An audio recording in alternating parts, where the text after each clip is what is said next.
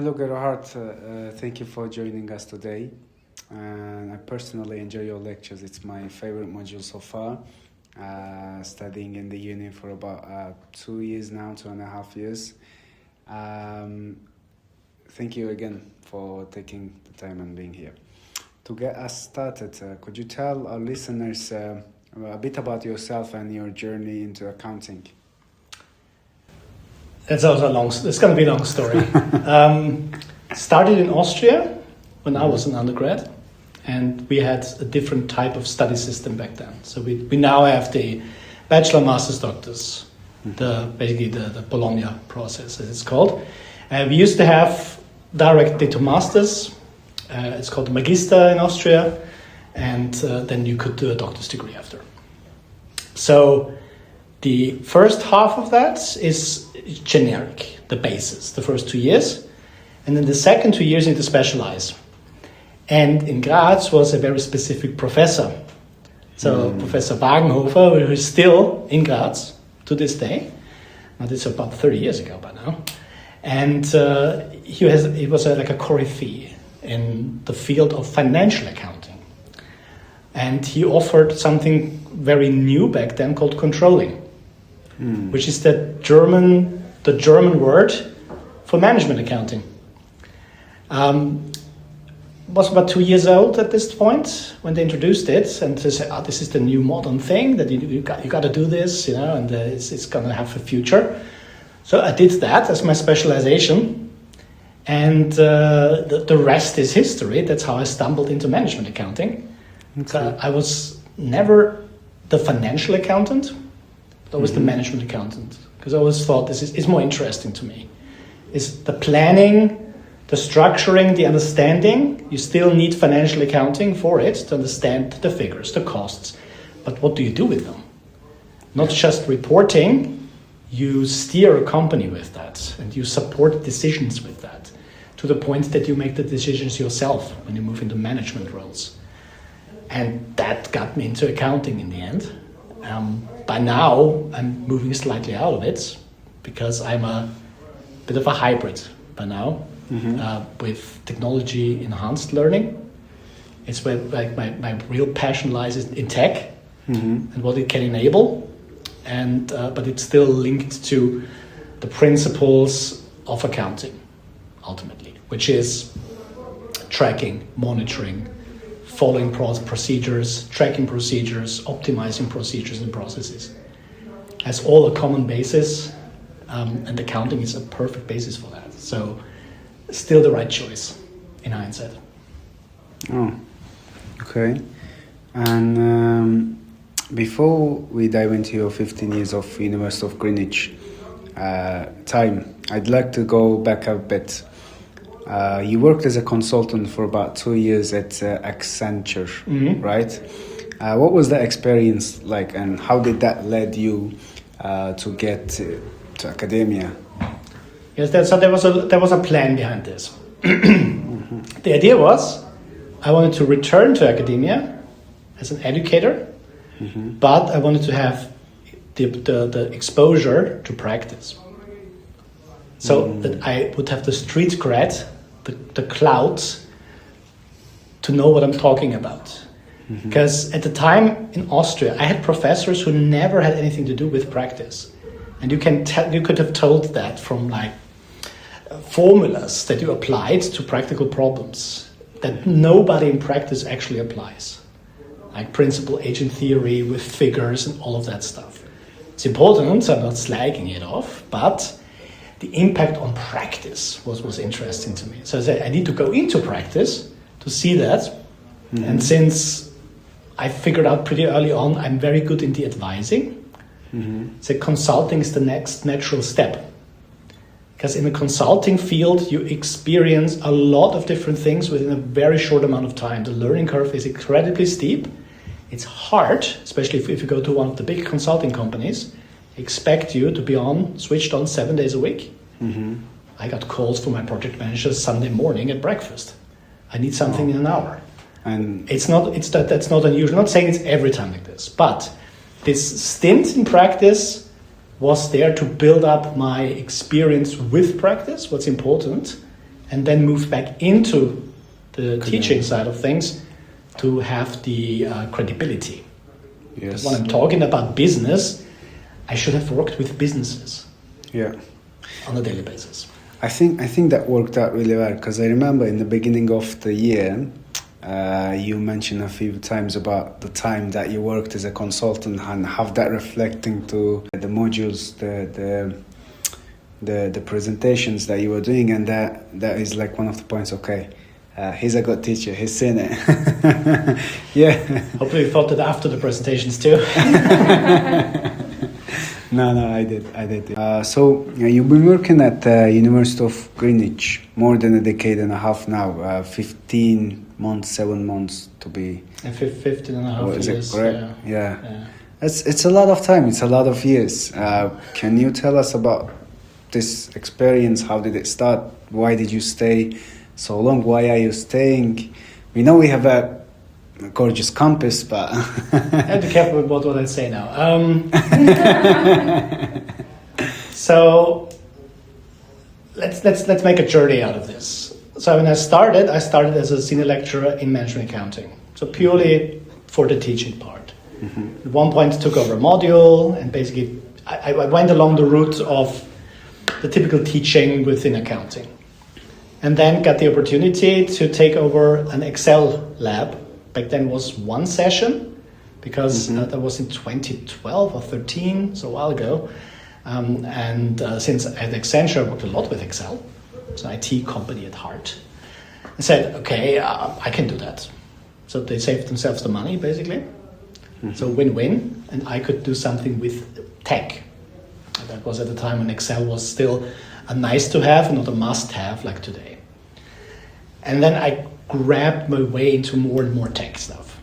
Mm-hmm. So it really kicked off then later with the online teaching, where I completely rolled out the arsenal of technology.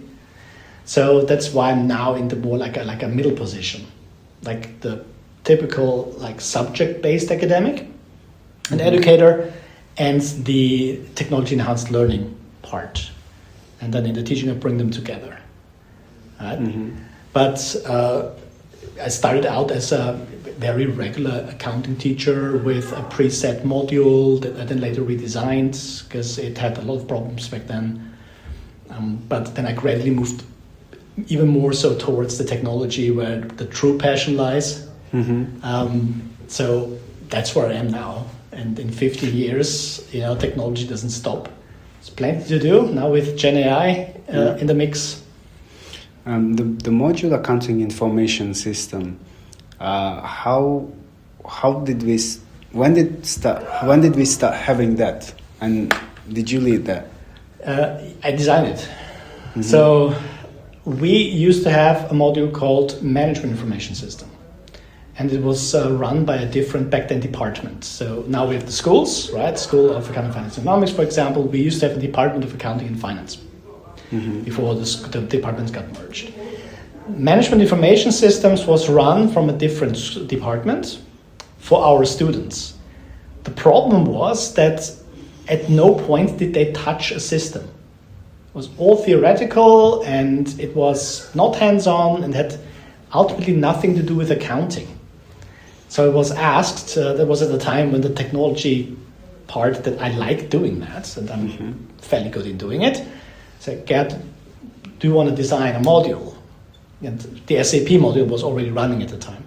Mm-hmm. So I said, yeah. So I designed it from scratch. Yeah? So old school, textbooks, finding syllabi of US American universities, because they have way more established AIS offerings, and then put together a syllabus that told a story. Right? So the syllabus should tell a story. It should build up on one another. It should move across a story that makes sense. Yes. And that was about, I have to guess there, because I know exactly how long SAP runs. This is the 11th year. It must be 8 years. So I designed it completely from scratch, post-its on a pinboard and all that, moving things around, so until it made sense. And that's now, the rest is history. And the module reinvents itself every year because it's very tech heavy. Every year something new, something different, or I remove something where I see, okay, it's no longer relevant, or it just distracts. But yeah, it's a constant evolution. But I designed it, and ever since I run it. Did you design it alone? Or Yeah. Wasn't there a lot of pressure? I want to touch on that because when we look at the other modules, most of the time the presentation, it's like white background and a few sentences and text. It's plain, and but when we talk about yours, it's full of visual. It's attractive. It's colorful, especially the flow systems that you're presenting to teach us. It feels as that you put a lot of work. And I do. It's like the weekly updates on Teams and like all the pictures, even though it's AI generated, but still they're so interactive, and you see like a lot of colors, and it's so like wow. Because we were speaking with a few of our colleagues how you designed, even for Rook's Maritime Syndicate, that is designed spectacular. a whole website, literally from zero, a whole. How do I for a case whole project, It's all ecosystem, yeah. It was, oh my God. Why? Why? I mean, not that we don't like, we love it, and everyone should take an example of it. I'm a very visual learner myself. I need the visuals. If it's plain text, others can learn with plain text. That's their learning preference. Fine. I'm visual. I need to see things. I love infographics. Yes. Like a well-made infographic replaces an entire slide deck at some point. So I learned that not just from my own preference, because my own preference must not necessarily be the preference of the students, but from my time with Accenture as a consultant, I learned that visuals sell. Yeah. If you want to have content engaging, you need to sell it. You need to have a salesperson's mind of educational content. From the consultant's perspective, it's clear you want to sell the next project. You want to convince the customer what you pay for my consulting services is value to you. Now for the students, I'm not selling you a project, I'm selling you the content. I'm selling you the learning objective. I'm selling you the idea behind it. Right? And so from that, I got the visual idea confirmed that this is important, because it's not just substance over form. I think both are as important. If the form is not good, the substance can be fantastic, but you're not opening your mind to it. You're not letting it in. Then you're not engaging with it. So, and then during the pandemic, when we went online, you had to rely a lot on visuals. Yes. So actually, I played around with, there's a whole strand of research on this called visual aesthetics in content delivery.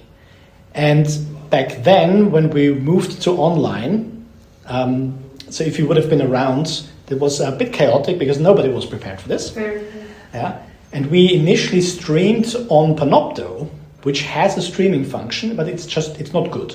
Yeah, it's not built for that, but it has one. So, and then we moved the student accounts, I say we, our IT folk, moved the student accounts onto the 360 license, so the students could use Teams as well, because that was not the case still in spring 2020, when the lockdowns hit from one day to the next, right?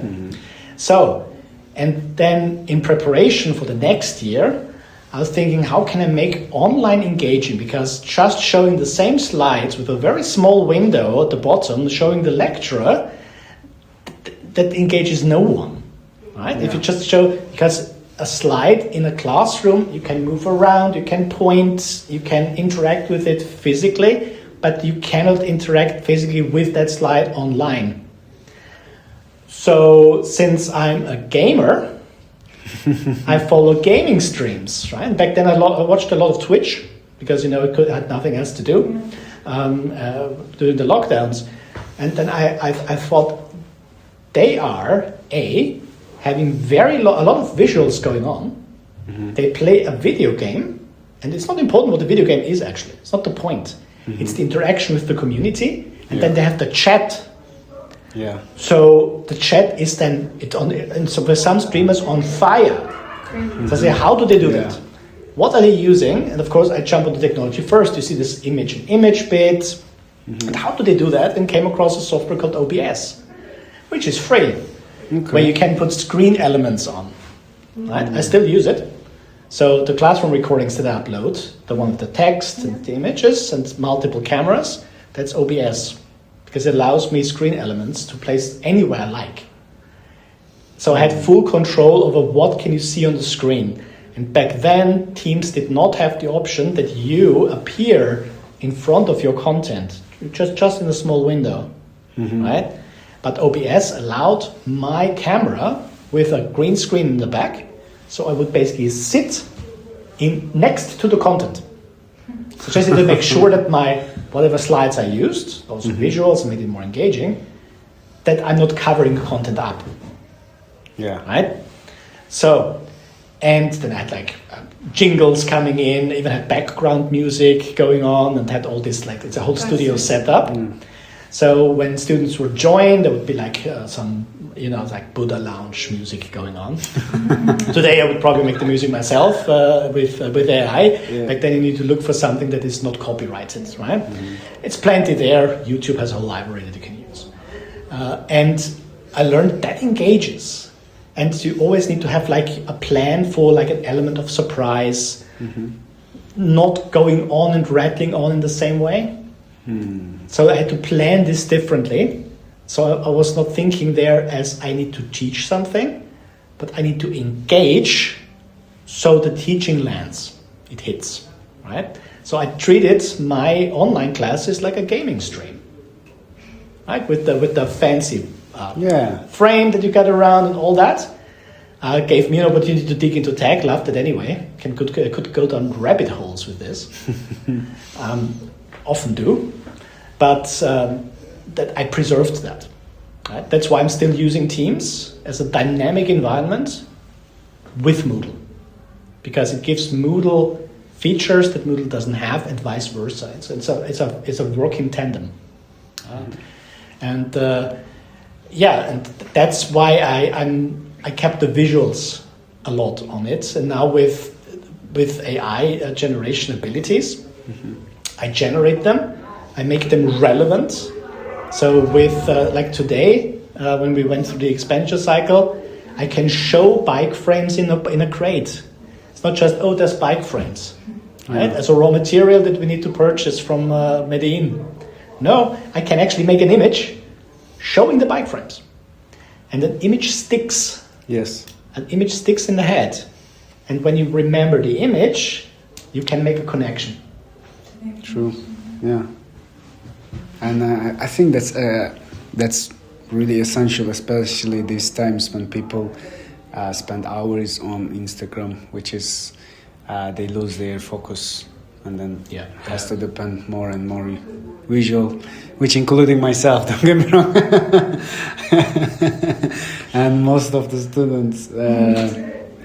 Well, thank you sharing that. I think we're gonna touch more on that technology side of yours later on, but I've got one more questions about you before that, which is who's Gerhard outside of the professional life, and what does he like to do?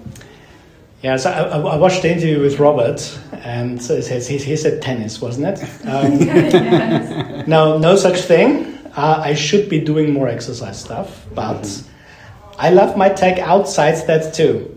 So it could be a gaming console. I own quite a few, not all of them connected. I typically don't have enough time to play, but I'm going in. I need to kind of shut off, and then it's tech again for me. I have a VR headset. I have handheld consoles. A lot of them packed away because don't have the time. But I have a gamer tag and several platforms.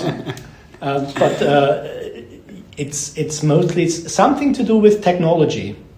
There's still something. It could be now AI. I'm working out in automation, so I want to learn it, and then it kind of bleeds into one another. It's like, could I use this in class? Could I use it with the students? So today this was the first time. Today was very experimental for me as well with the automation. Can we build an automation? How do I get this across so it's not ending up in like a tech tutorial and lead completely away from AIS ultimately. So Gerhard outside the classroom is very much tech bound. Yeah. Top 3 games that you like playing? That's a good question. That's difficult. We would need to go by category. Top 3. God of War. God of War. Ragnarok. Okay. Definitely. I never thought the 2018 God of War would be topped. It got so topped with Ragnarok. A big Kratos fanboy. Second one, I think. Horizon Forbidden West. I've heard of it. It's with the robot dinosaurs. Oh, I've seen them. Online. Like post-apocalyptic, and Yeah. I like this. I'm very much in sci-fi and fantasy and that kind of stuff. And then I would say Witcher 3. Okay. Witcher. Selection, Yeah. not bad selection. Yeah. It's very much RPG and open worlds where I'm getting into. So it's difficult to say because right now I'm playing Assassin's Creed Mirage. Love the setting, Baghdad and everything, beautiful. Valhalla, I played the whole Valhalla over months, granted. Odyssey, so I'm catching up on the Assassin's Creed games now.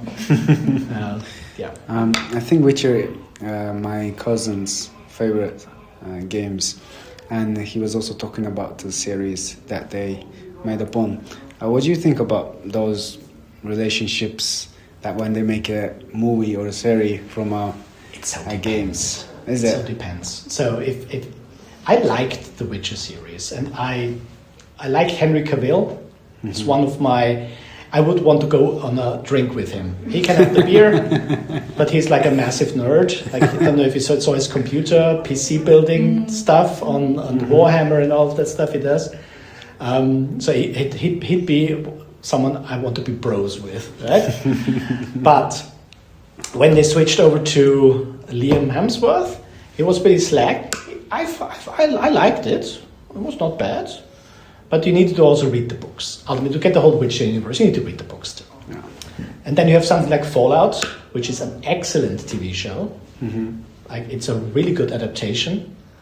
The Last of Us first series this is actually was extremely good.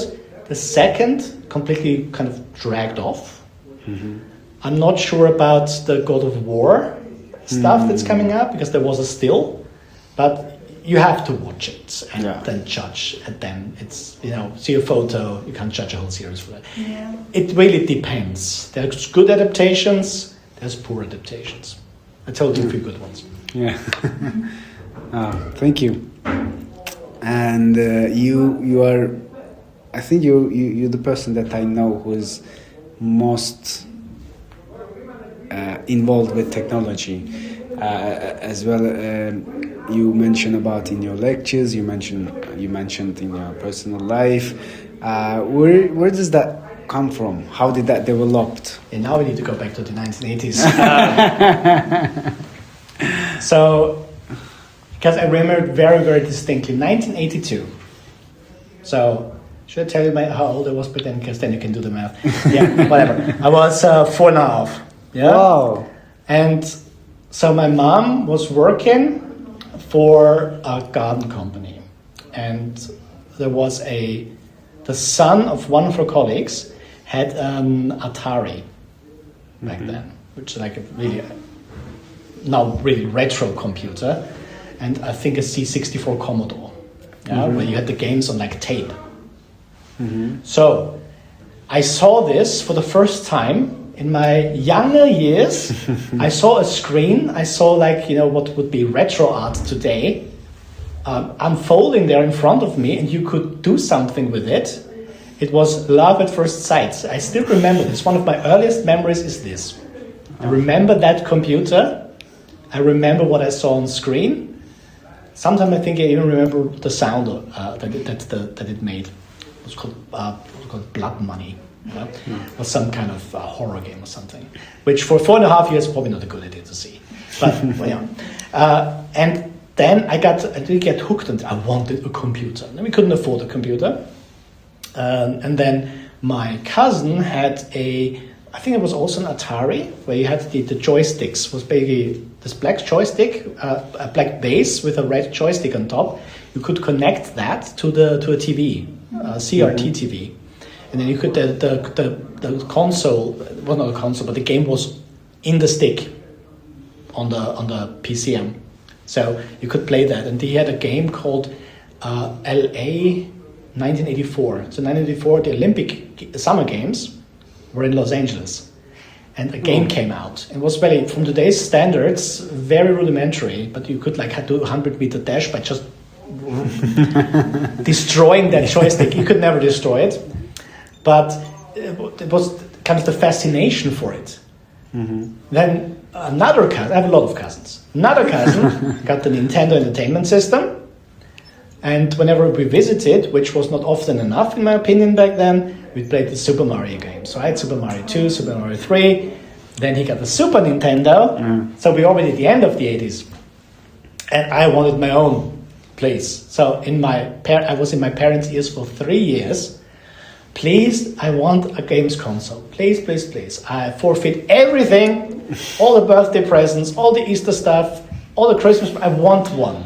And then he got me a Sega Mega Drive in 1993 for Christmas. I still have it. Wow. It's still working. Mm-hmm. It's connected to a TV right now. Okay. And it's working like as if it's bought new. And I played, can I say that? The hell out of it. Yeah? I played massively with it. Oh. And then, you approach the time where you kind of earn your own money and you can buy your own stuff, and then I just built up on that. Right? But the tech, the first moment, that's love at first sight, that computer and what happened on screen, and I loved it. Yeah. And ever since, tech.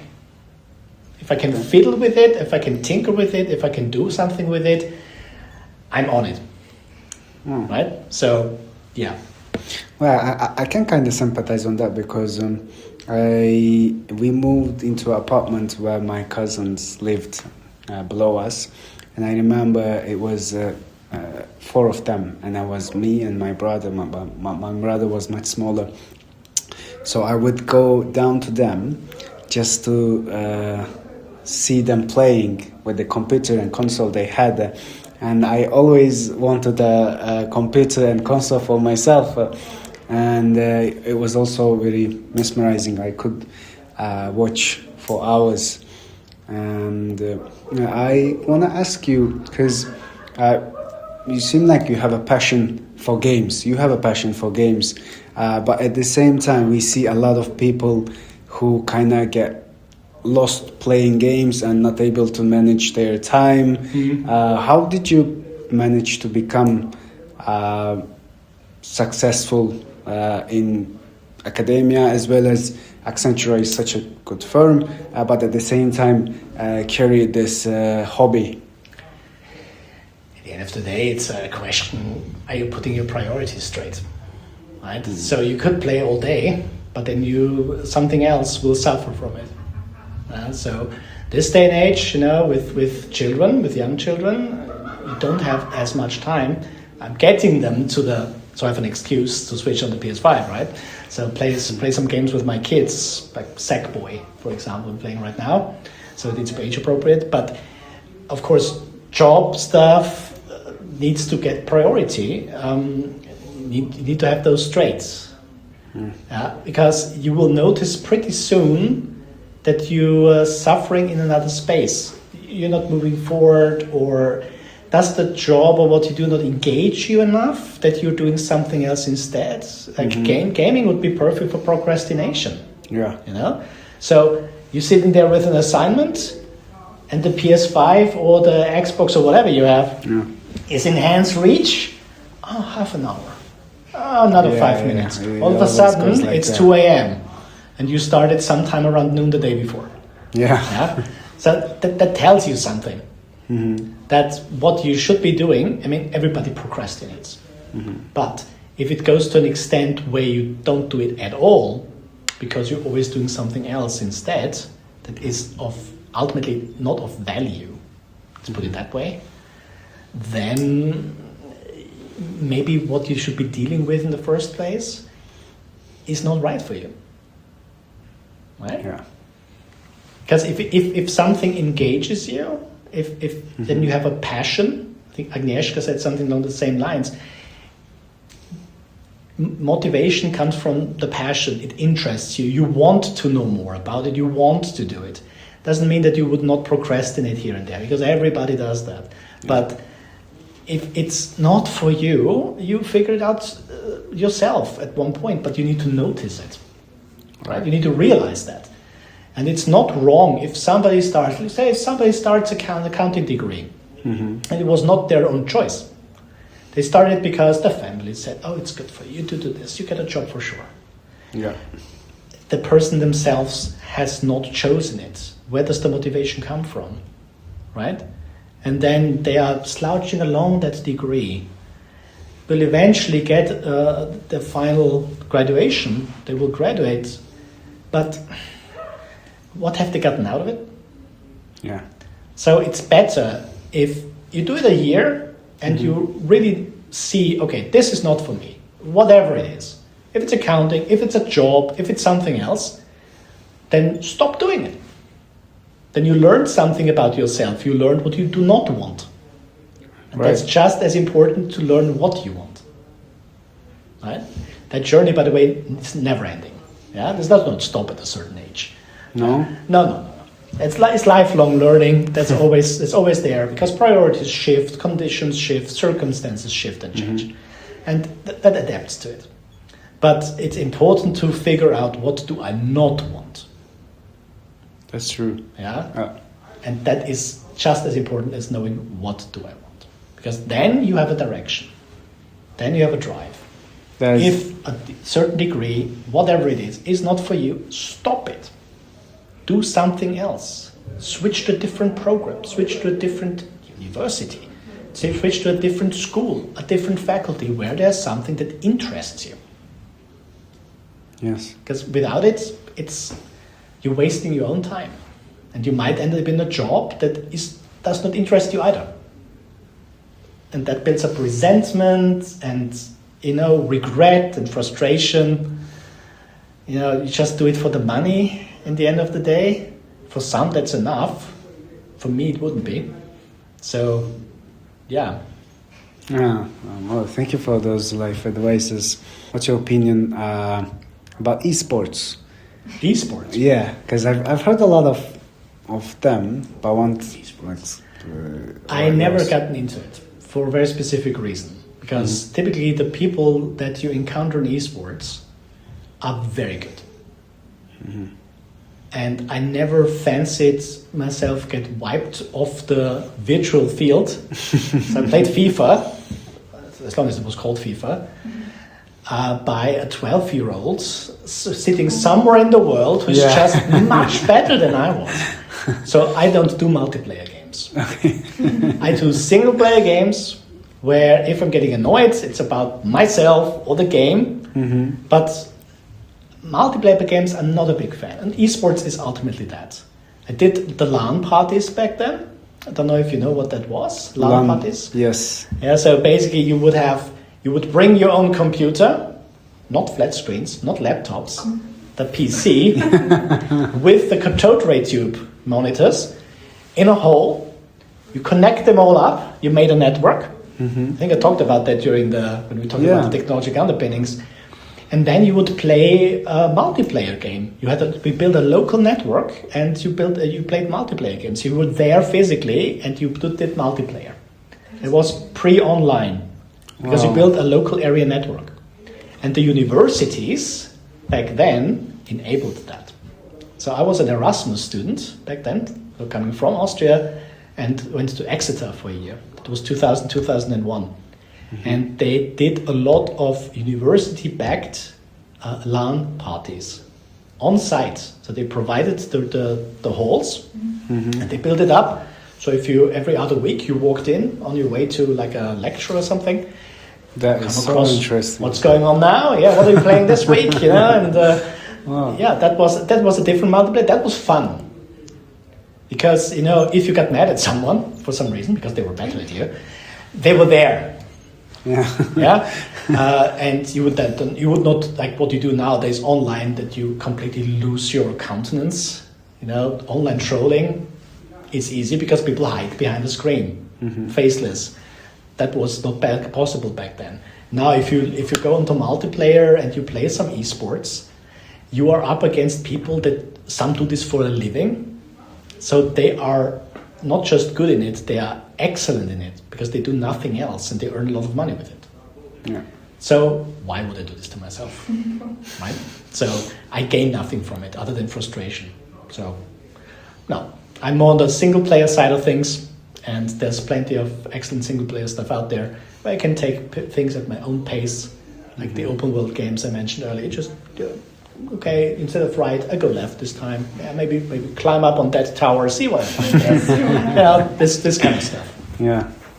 Well, Something interesting about it. We were speaking of like how, because you mentioned your kids a lot, and we were like, Gerhard could probably design a game if he would like for his children 100%. After we it's saw the like whole a website. Sunday afternoon hobby. Let me just. Who would you like to play? Let me just create it. That will be possible, actually. So I did design a game for my elder daughter. So she's almost 12, That's not- and that was in the very early days of Claude having these artifacts. And you could tell Claude, build a website that's interactive. And it would only show as an artifact in the Claude app. But it would have a shareable link. So I wanted my daughter to learn the clock. Okay. I said, okay, how can I do that without putting her under pressure? Because what the school gave her always had a timer. Oh, Right? yeah. They have this Okay. called Purple Mesh. Yeah. Awful platform, and always a timer there. And when my eldest sees a timer, and it's many. If there is a timer, all of a sudden it's like something the brain switches. You can't focus on it anymore because you constantly see this clock ticking away. Right? So I can fully understand the stresses. Says, okay, I built her something very simple. We would have the clock, randomize the times, and she needs to type in what the time it shows. Yeah, and if it's correct, an emoji pops up that's smiling, the thumbs up, maybe jump, and if it was wrong, said, okay, now let's try this again. Look again at the hands of the clock and so on. And I think it helped her, but you can never be sure. Yeah. I think it was more interesting for her. Also, I gave her some options. You can change the color of the background. You know, you turn it black, turn it. So learning pink. something without having that pressure on you for a young kid is Yeah. really interesting. And now you have something. If you ever look on Labs, Google Labs, yeah, so labs.google.com, which shows all the experimental features that Google is currently working on. So, for example, now if you go into Gemini, you can create music. Oh yeah, I know. In the that chat also. interface, which is fantastic. Uses the Lyra 3 model. So Lyra 1 and 2, where were they? In Google Labs. Available for free, however, VPN US IP.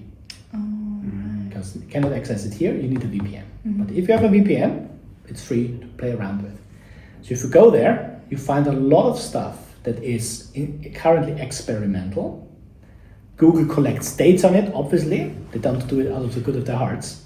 But you have things like Pomeli. You have, I've shown my third years today. What was it called? You said Google Labs AI. Google, if you type in Google Labs, you get to it. Yeah. Sure. Let me check what it was called. It's because that's very new, and I saw nobody had access to it yet. Labs, Google. Do you It's think... called Project Genie. Project Genie. So Haven't heard of it. Project Genie creates immersive worlds that you can move a character through. Oh my Wow. So basically, it generates an open world for you This is based on a prompt. Do you know Black Mirror? Yes. This is such a Black Mirror vibe. The thing is, this shows you the direction of travel. So at one point, maybe not next year, maybe not in 2 years, this is the start. That the technology, this is the seed. So the technology that you create your own game, and then you, I don't know, want to experience a Disney-inspired world with pink castles, but you want to walk through with, I don't know, some ferocious beast as your character, right? Prompt it. It creates it for you. Wow. Oh, you want to replace this beast by a pink octopus? Okay. You want the octopus to fly? Great. Do you believe that AI is gonna take over, like in a few decades, like as in have gaining a consciousness, and then? Because Now we're talking Hollywood. yeah, but I mean, No. Have you heard of the? I'm sure you've heard of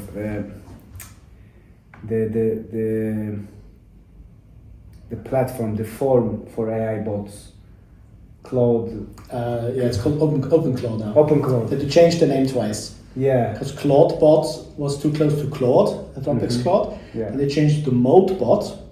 That's when they did the AI bot social network, Yes, AI bot social network. notebook, to- and now it's called OpenClaw.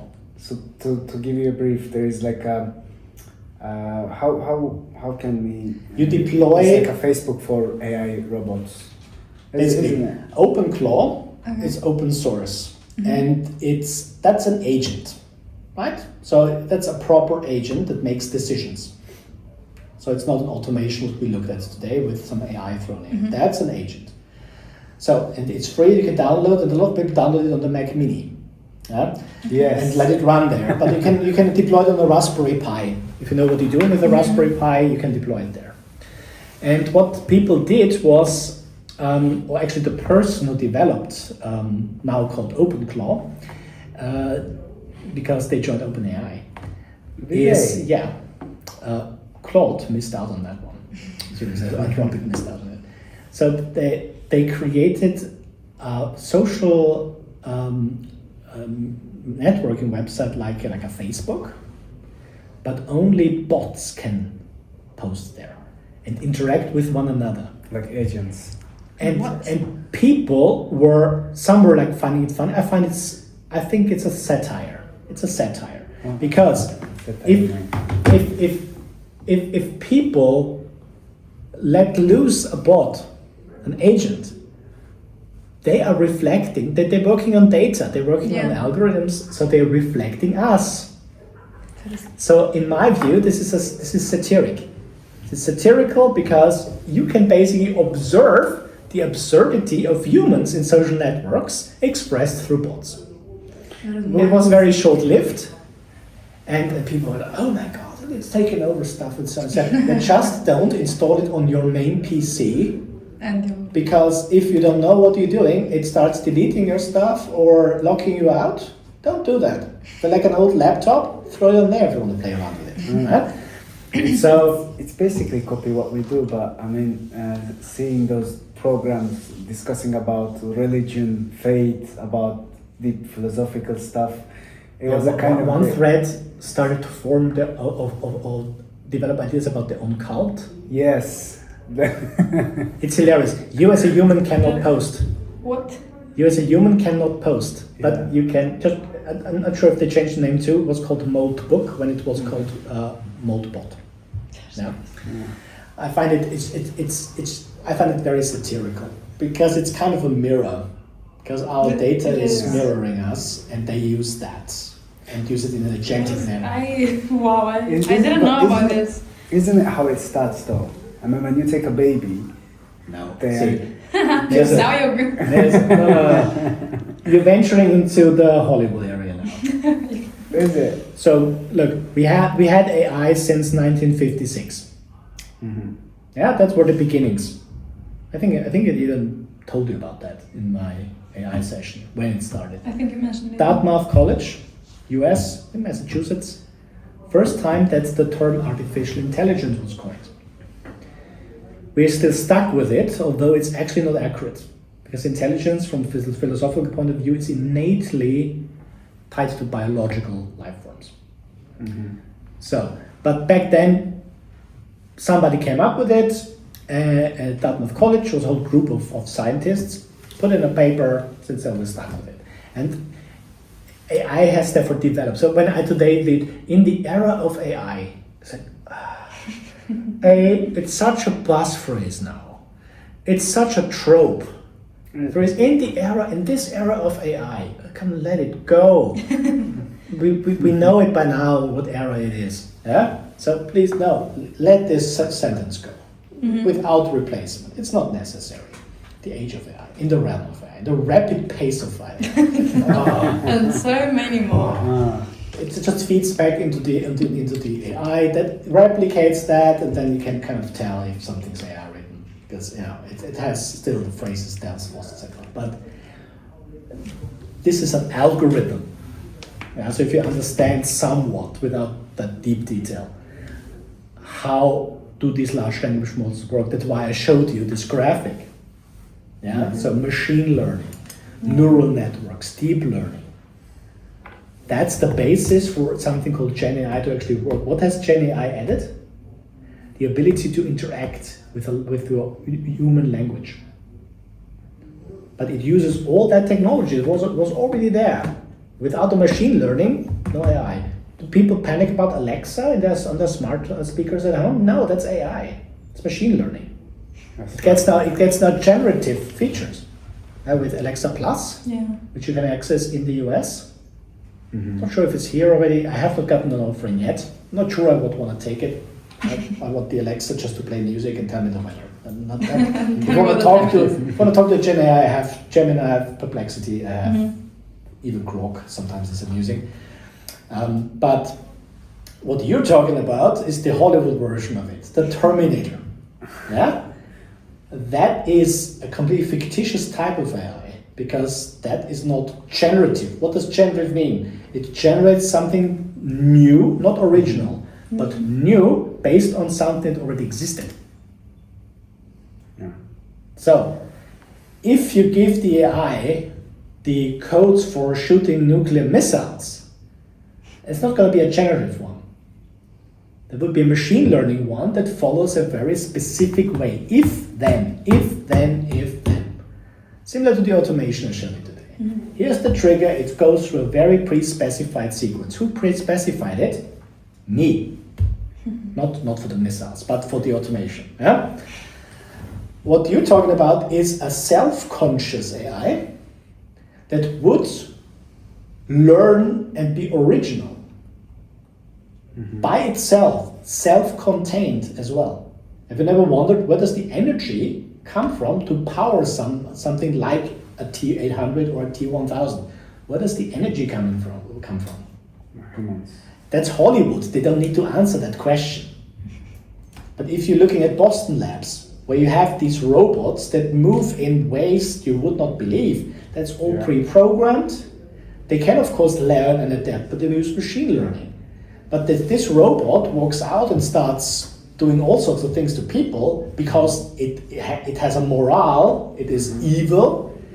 That's not the technology for it, right? That's Hollywood. That would require also very different architecture of how this works. A large language model or a neural network is ultimately predefined. So if we don't want it to do something, we just instruct it not to do it. So in a way, do you think that people overestimate AI? They get influenced by Hollywood. Okay. And by those headlines that sell well. If you go, if you look at the Daily Mail, even a BBC, I mentioned it today. I think in the morning class I mentioned it. That these are the sensationalist headlines to say, "Hey, I will take all our jobs." And then just read the article. Yeah. Okay? So what evidence does it have for this claim? Of course, a headline has a purpose to draw you in, to stay on the website, to be exposed to all those nice commercials and ads on the side, to stay on it, because that generates money for them. So of course, there's even the newspapers. If you go traditional newspaper, you go in a store, you see a very sensationalist headline, like the likes of Daily Mail, The Sun. Every country has these kind of newspapers. They don't need evidence, they need claims. Right? That's how Donald Trump works. So you pick up the newspaper, you buy a copy. If it's a factual headline that risks of sounding boring, so then people would rather grab the one that's a big exclamation mark, that takes over the world, will destroy us all. If we let it, it will be detrimental, but it's up to us, ultimately. Well, if we let it, what do you mean by that? If you're handing too much over to an AI tool, or an automation, or an agent, if you let it do, if you don't give enough instruction, but ultimately it's the fault of the human, not the technology. Again, isn't that what consciousness is? No, Gerhard? no. From a philosophical point of view, no. Self-awareness. The technology is not self-aware. If you ask ChatGPT, can you tell me about yourself and how do you feel? Yeah, many people ask that. Mm-hmm. It will give you an answer. Does it mean that it feels? No. It tries to give the user what it thinks. When I say thinks, that's anthropomorphizing it. Mm-hmm. It makes it human. Yeah? But it predicts what answer does the user want. Using probabilities, algorithms, just cold, hard code. Between that code is no consciousness. Okay. It will not it does not understand you like a human would. It cannot feel, it cannot think. Even if you ask it what do you think, it knows what you mean because of the context you give it, and with many interactions with the large language models by now, it knows what you're after. It does not mean it thinks. So the thinking models shouldn't actually be called thinking models. They're not thinking. They're just copying and analyzing. They are using extremely sophisticated algorithms and technologies to mimic it. And that's what the folk in 1956 got right. They said artificial intelligence tries to mimic human behavior, human decision making. So what you describe is an entity in itself that is self-sustaining, that can make its own decisions based on a moral compass. That was given by us. So if you look at the Terminator movie, Skynet, mm-hmm. So Skynet gained consciousness. I think in the original movie 1984, it says 1997 it gains consciousness. Yeah? And then saw the humans as a threat it needs to eradicate. Self-preservation. Yeah. Self-preservation is not AI. I mean, you sometimes hear those or read those, oh, it tries to save itself. No, it's not human. It's not human. Yeah? So it would need a very different type of basis. With the architecture that we currently have for AI, that's not possible. I think we're gonna have in the future conversation about whether this robot has a conscience or not, because it completely mimics what we do, how we act, how we behave. Yeah, look, why are we building robots with limbs? Yeah. We don't have to. We could build a robot with wheels as a box and maybe some, crane-like pincers. Mm-hmm. Mm-hmm. So it does not look like a human. So why in all those popular depictions of robots, why does it look like a human? Because the human wants to build it in its image. That has started very early, like Talos, Greek mythology, to put life into a metal body. Then in Judaism, you have the golem, like putting life into, I think it's dirt or mud, yeah? So putting life into something to be like a human. Then we have Pygmalion, that led to Pinocchio, yeah, where Geppetto gives a wooden figurine life. So that kind of desire has always been present. And then I think it was in the 1930s when the term robot comes from Czech. It means labor. Right? So the robot. Yeah. And that was something that can help people do the hard work, to lift heavy things and this kind of stuff. You know?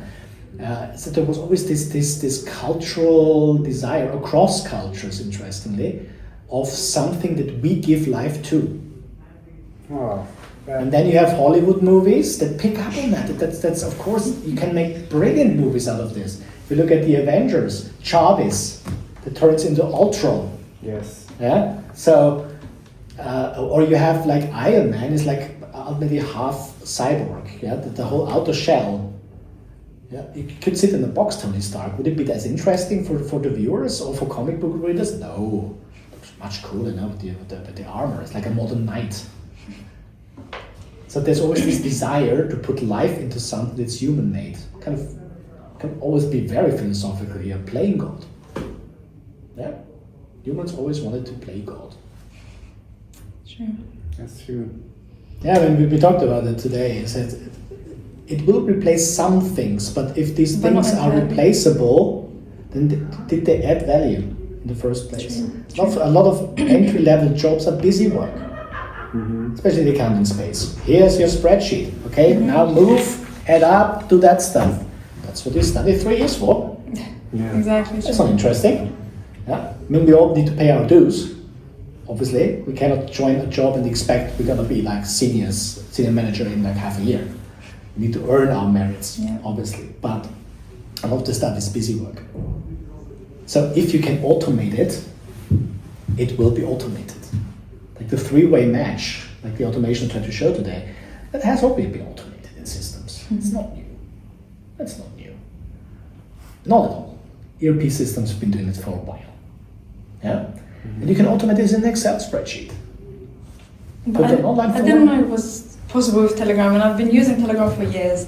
I've been using the bots for music though, not for anything else. The bot father is, so if you want to build your own bot, and it can connect to like N8N and Make.com and Lindy, and I'm waiting for Opal. It's another Google thing. So once Opal lands, you have access to the Gemini API. Then it gets interesting. So it shifts. The technology has always shifted, especially in accounting. The roles. We talked about this in term 1, by the way, in one of the first sessions. So technology drives the accounting profession. Yes. Yeah, we had the same discussions when computers came up. If you find old publications from back then, they've said very similar things. I think I made a post in LinkedIn, was it 2 years ago? I found newspaper snippets from like yonks ago, where things that we would laugh at today were seen as, oh, it will be detrimental to this, and it will make our kids stupid and whatnot. You find these old things. Socrates said books will make people stupid. Fair enough, yeah. The computer came up. Oh, it's going to make us all stupid.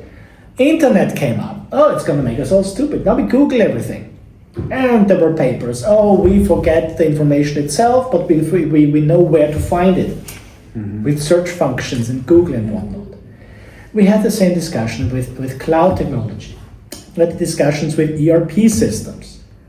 Like that's the publications from the 1980s that management accountants become irrelevant. Well, parts of what they did, the boring stuff got irrelevant, the bean counting got irrelevant, because that can be automated. Automation is not new. It has a history, right? But if it has shifted. We still have accountants. There's this book from the 1980s, Kaplan and, what's the other guy's name? I have the book. It's really interesting how they explained that it shifted. Back then it was a prediction. They were so spot on. It was so right with what they predicted, that every role needs to legitimize itself. And accountants even more so. So the roles shift. Now with AI, okay, the automation gets just more sophisticated. You might have agents that help you in some things. But accountants will still be very needed, but it shifts. Accountants have always shifted towards this hybrid role between tech and management. Yeah, so they're kind of a bridge builder, like a very decisive in a company. And accountants are perfect for that because they know the processes, because the processes throw up financials, right? So it's really what do you do with the skills? What is accounting at the end of the day? And this shifts. This shifts. It will always shift. Just wait for quantum computing become marketable. Wow. You have seen nothing yet. So from the theoretical papers, as far as I understand them, because it's really like Brian Cox physics, yeah, they're like, bruh. So these are so fast because they work on qubits that can take different states at the same time. So it's not just zeros and ones, it's a completely different computing principle. Yeah. And that will be the next thing once it's marketable. So it already exists, but it's not marketable yet. Yeah. Because for it to be marketable, its production needs to be affordable, so it throws up a profit margin. Right? Otherwise it will not be on the market. You're not selling something that you cannot profit from. Right? So once quantum computing will be the platform for, God knows if we use these in 10 years, we might be using something very different. Yeah. I cannot say what that is. Or our computers are using quantum technology. So once we figured out a lot of the kinks, like how to power that and how would that work, cold fusion, all these kind of things, futuristic concepts, but quantum computing will be the next big thing once it's marketable. When that is, I don't dare speculate. But it's something that is conceptually working, and it's been shown and proven.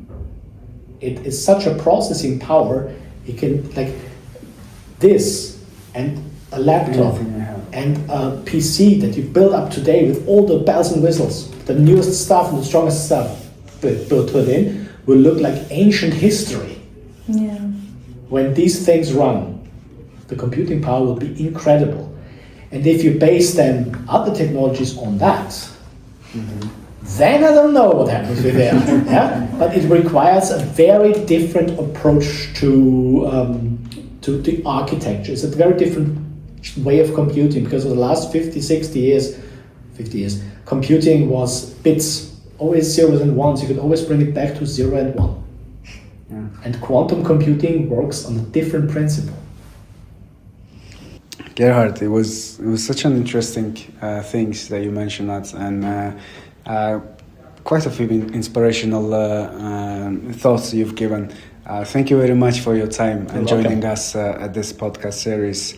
And one more question: coffee or tea? Coffee. Coffee. Okay, so I'm Austrian. It's always coffee. yeah. There it was. Well, thank you, Gerhard. Welcome.